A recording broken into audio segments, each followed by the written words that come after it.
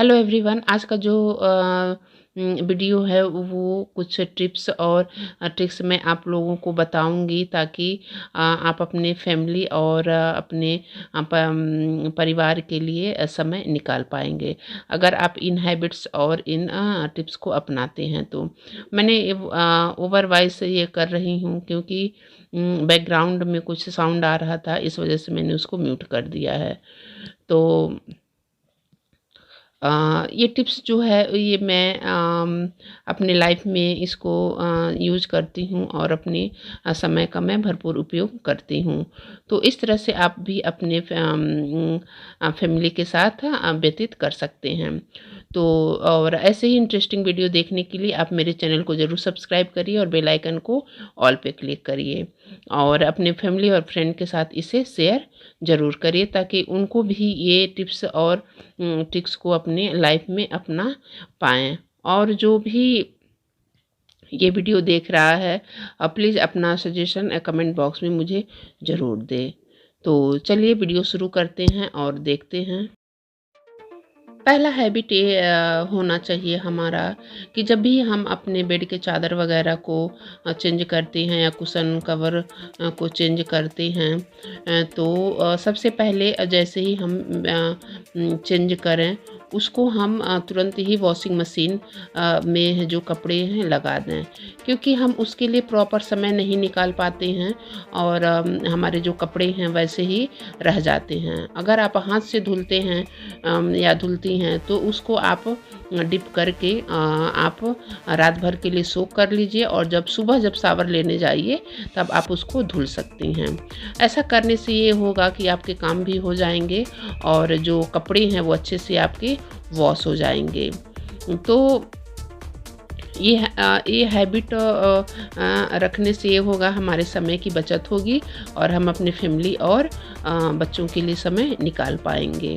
और उसके बाद अगर वॉशिंग मशीन में आप कपड़े धोते हैं तो तुरंत जैसे ही आपने बेड पर से चादर हटाए या कवर वगैरह आपने निकाले तो तुरंत वॉशिंग मशीन में आप अपने जो कपड़े हैं तुरंत उसको लगा दीजिए, क्योंकि उसमें आपको कुछ करना है नहीं, बस ऑन जो डिटर्जेंट वगैरह है या जो भी आप ये यूज़ करते हैं उसको खुशबू लाने के लिए या जो भी चीज़ें तो आप उसमें डाल सेट वगैरह करके आप फिर अपना उसमें दूसरा काम कर सकते हैं। जब तक आप फ्री होंगे तब तक जो है आपके कपड़े हैं वो फिनिश हो जाएंगे और अलग से आपको जो है समय नहीं देना पड़ेगा कि आपके अभी कपड़े बाकी हैं उनको वॉश करना है।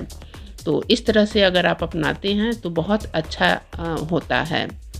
और दूसरा हैबिट ये है हमें अपने लाइफ में करना चाहिए कि अगर हम किचन में काम कर रहे हैं या खाना बना रहे हैं या स्लैब वगैरह साफ़ कर रहे हैं तो उसके पहले हमें अपने जो डेली रूटीन के जो मसालों के डब्बे हैं या जो भी चीज़ें हैं तो उनको प्रॉपर तरीके से क्लीन करते रहना चाहिए, क्योंकि जो हम डेली यूज़ करते हैं वही चीज़ें ज़्यादा गंदी होती हैं और वही चीज़ें ज़्यादा मैनेज करने की आवश्यकता होती है। तो मैं अक्सर ही ऐसा करती हूँ जब भी मैं मुझे ये बर्तन धोने रहते हैं उसके पहले जो मैं डेली यूज़ मैं करती हूँ मसाले का जो मसालेदानी है या जो चीनी है चाय पत्ती है तो जो भी चीज़ें हैं मैं तुरंत उनको बर्तन धोने के पहले उसको क्लीन कर देती हूँ और उसके बाद जो मैंने बर्तन धुले रहते हैं उसको मैं ऑर्गेनाइज़ करके रख देती हूँ। तो उसके बाद फिर मैं बर्तन धुलती हूँ। अगर ये हैबिट हम डेली अपनाते हैं तो इससे हमारा जो किचन है वो क्लीन रहता है और मुझे और एक्स्ट्रा से टाइम हमें नहीं देना पड़ता है। तो क्योंकि किचन में ज़्यादातर एक हाउसवाइफ ही रहती है तो उनको अपने हिसाब से इस चीज़ को मैनेज करना चाहिए और इस टिप्स को अपनाना चाहिए। और तीसरा हैबिट ये है हमें अपने जीवन में अपनाना चाहिए कि जब हम अगर सब्ज़ी बनाते हैं तो कभी कभार ऐसा होता है कि हल्दी और नमक हम पहले डाल देते हैं। तो हल्दी नमक पहले डाल देने से ये होगा कि हमारी सब्जियां जो हैं वो कढ़ाई में वो पकड़ लेंगी। तो हम हमारी जो सब्जियां हैं वो अच्छे से बन नहीं पाती हैं, और जो गोभी वगैरह जब भी हम बनाते हैं तो वो टूटने लगती हैं। तो सब्जी का जब भी हम छौंका लगा दें, उसके बाद हम जब आधे से अधिक सब्जियां हो जाएं, उसके बाद इसमें हम हल्दी नमक वगैरह डालें। तो सब्जियां जो है हमारी टूटती नहीं हैं और अच्छे से कुक हो जाती हैं। और खिले खिले जो भी गोभी है आलू है खिले खिले रहते हैं। तो ये ट्रिक्स है, तो ये मैं ऐसा अपने किचन में और अपने ये वेजिटेबल वगैरह जब भी मैं बनाती हूँ तो इस नियम को ज़रूर फॉलो करती हूँ। और मैं आप लोगों ने देखा भी होगा जब भी मैं अपने ब्लॉग वगैरह में दिखाती हूँ तो अक्सर मैं बोलती हूँ इस चीज़ को। तो मैंने सोचा है कि एक सेपरेट वीडियो ही मैं इस पे बना दूँ। तो इस वजह से जो हल्दी और नमक है उसको जो है लास्ट में डालना चाहिए, जब आधी सब्जियां पक जाएं उसके बाद। क्योंकि हमको सब्जियां जो हैं बार बार चलानी पड़ती हैं, तो इससे जो है वो टूटने का डर रहता है। तो अगर हम नमक नहीं डालते हैं तो सब्जियां जो है हमारी टूटेगी नहीं। आप देख भी सकते हैं जो सब्जियां हैं मेरी टूटी नहीं हैं और खिली खिली हैं जो दिख रही हैं। तो मैं ये अपनाती हूँ अपने किचन में और अपने जब जब भी मैं सब्ज़ी बनाती हूँ तो।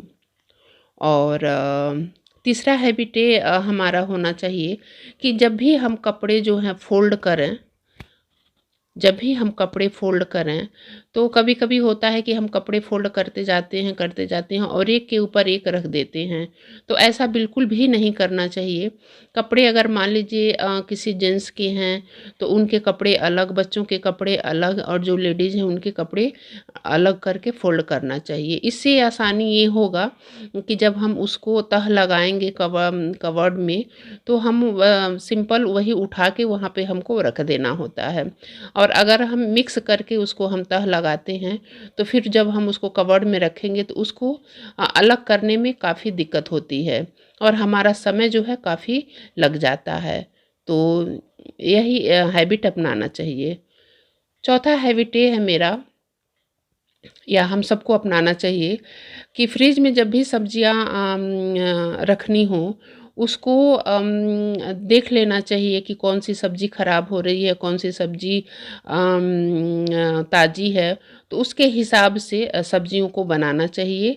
क्योंकि अगर सब्ज़ी मान लीजिए सब्ज़ी पहले आ गई है और अभी 1-2 टाइम की सब्ज़ी आपकी बची है, तो कभी-कभार होता है हम ताज़ी सब्जियां बना देते हैं और जो पहले की सब्जियां हैं उनको हम नहीं बनाते हैं तो वो ख़राब हो जाती हैं। इससे होता है हमारा पैसा भी वेस्ट होता है और जो नुकसान का जो अलग होता है।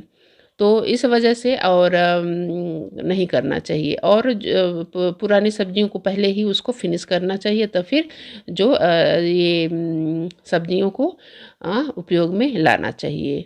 और कोशिश करना चाहिए कि जब सारी सब्जियां ख़त्म हो जाए तभी नई सब्जियों को लाना चाहिए। पाँचवा हैबिट ये है कि जब भी हम बाज़ार से सब्जियां लाते हैं, जैसे आलू हो गया, प्याज हो गया, तो इन सबको हम बास्केट में या ऐसे ऑर्गेनाइज़र में रखते हैं, तो उसके नीचे पेपर बिछाना चाहिए ताकि जो उसके धूल मिट्टी जैसे आलू के जो धूल मिट्टी हैं वो फर्श पे ना जाए और हमारा जो फर्श है हमेशा क्लीन रहे और अलग से हमें एक्स्ट्रा टाइम ना देना पड़े। तो पेपर लगाने का बस यही फ़ायदा है। और जब भी हम नई सब्ज़ी लाते हैं तो पेपर को बस हटा के दूसरी सब्ज़ी को उसमें हम ऑर्गेनाइज़ कर सकते हैं। और छठा हैबिट ये है हमारा होना चाहिए कि जब भी हम बास्केट में हम अपने जो वॉशिंग के प्रोडक्ट को ऑर्गेनाइज करते हैं, जैसे डेटॉल हो गया, वॉशिंग पाउडर हो गया, तो इन सब चीज़ों को हमको मेजरमेंट देख लेना चाहिए कि कितनी क्वांटिटी में हमारे पास है, कितनी क्वांटिटी में नहीं है, या उसके डेट वगैरह को भी थोड़ा सा चेक कर लेना चाहिए कि कहीं ज़्यादा पुराने तो नहीं हैं। और फिर उसी हिसाब से हम उसको परचेज़ कर सकते हैं और उसको जो पुराने हैं उसको हम डिस्कार्ड कर सकते हैं। तो ऐसा करने से जो है हमको फिर तुरंत मार्केट नहीं जाना पड़ेगा और चीज़ों को फिर हम पहले ही जब भी हम ग्रोसरी लाएँ तो उसके साथ सारी चीज़ों को हम मैनेज कर सकते हैं। तो ये सब चीज़ों को ख़ास ध्यान रखना चाहिए कि कोई चीज़ हमारी ख़त्म तो नहीं हो रही है, और जैसे ही ख़त्म हो उसकी लिस्ट बना लेनी चाहिए किसी कागज़ या पेपर पे कि हमारा ये चीज़ जो है वो ख़त्म हो गया है, उसको हमको अगले ग्रोसरी में उसको लानी है। तो जब भी बास्केट ऑर्गेनाइज आप करिए तो एक पेपर और पेन लेके बैठिए, और ताकि तुरंत आप वहीं से उसको नोट कर लें। तो फिर आपको दिक्कत की सामना करना ही करना पड़ेगा, और इससे जो आपकी समय की जो है बचत हो जाएगी। और फिर आप अपने बच्चों और फैमिली के साथ समय अच्छे से व्यतीत कर पाएँगे, क्योंकि जब हमारे पास समय रहेगा तो हम बच्चों को समय, परिवार को समय दे सकते हैं। लेकिन बस वही है, हाउसवाइफ़ का तो दिन भर का काम लगा रहता है, अगर नहीं टाइम रहता है तभी जो है हम टाइम नहीं दे पाते हैं। बट हाँ, कोशिश करना चाहिए, हमें अपनी फैमिली के लिए समय ज़रूर निकालना चाहिए। अपने एक ऐसा वर्क करना चाहिए कि छोटे से में ही हमारा जो वर्क है वो कंप्लीट हो जाए।